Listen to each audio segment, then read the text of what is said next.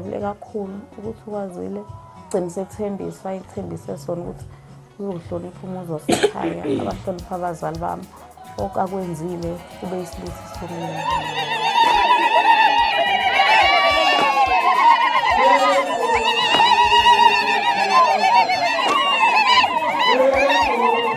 Ngibonga ukuthola ithuba. Ngoba nje namhlanje sekuze kanje safika kulesi sigaba lesi noma ngaphelelisiwe kodwa nje uphendula umbuzo wakho. Ngiyacabanga ukuthi okubalekile ukuzazi.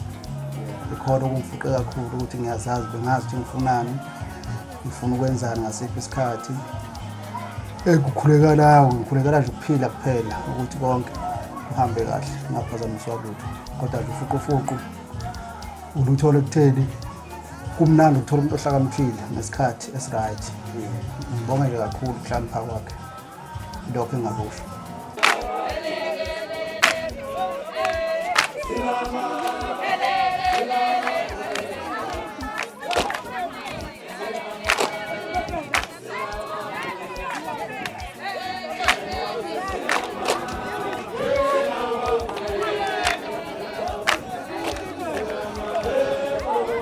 Sibona khwala emakhaya.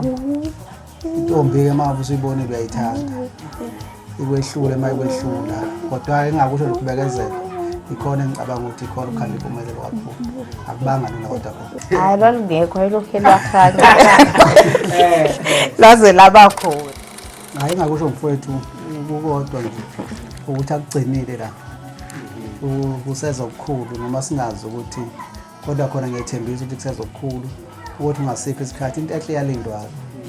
Akubi lula yonke into. Kodwa nje khona engwethembisa kakhulu. Sisabuya futhi. Ngoba phela siyazi ukuthi kube nomkhehlo kubeka kanjalo kodwa nje khona uhle kodwa futhi uzolandela.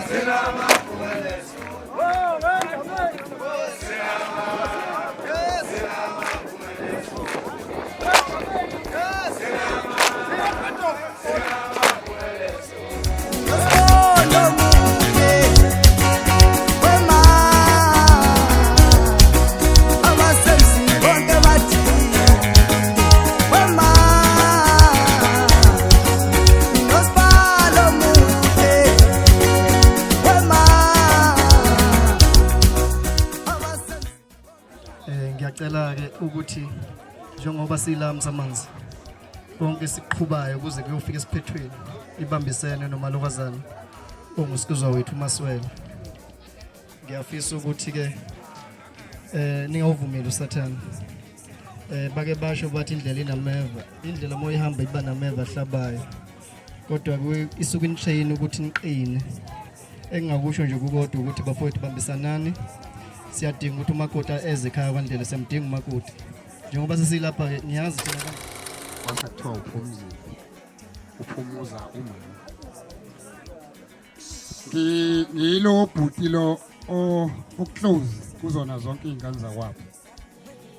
So ayikho into eyenzeka einganeni engavundla nasesiswini engingabe seduzane nayo. More sensitive. So into engizozama ukuyisho la ngizocela uSibari ukuthi angiphathele kahle udadewethu. Ngoba udadewethu asemxoshi thina la ekhaya. Kodwa usefikelwe isigaba sakhe sokuthi abe mdala naye kube khona indlela ayithathayo. Ngiyacabanga ukuthi masona njengoba nje sibambisene sesifike kulesi sigaba. Hamba ufika kulesi sigaba kuba nekhanda balingekho. Kwandlela umuntu ongenalo ikhanda.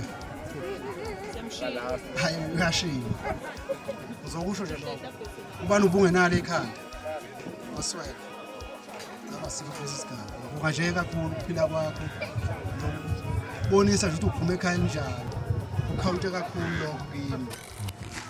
Engingakusho nje ngathi indlela Msamanzi Mihlazitha, ngiyabonga kukho konke okwenzile kumina nendlela oyiyona kumina ize ingashintshi ingangena abantu phakathi kwethu sengathi ngahlala sinjena nje simunye. Ngiyabonga.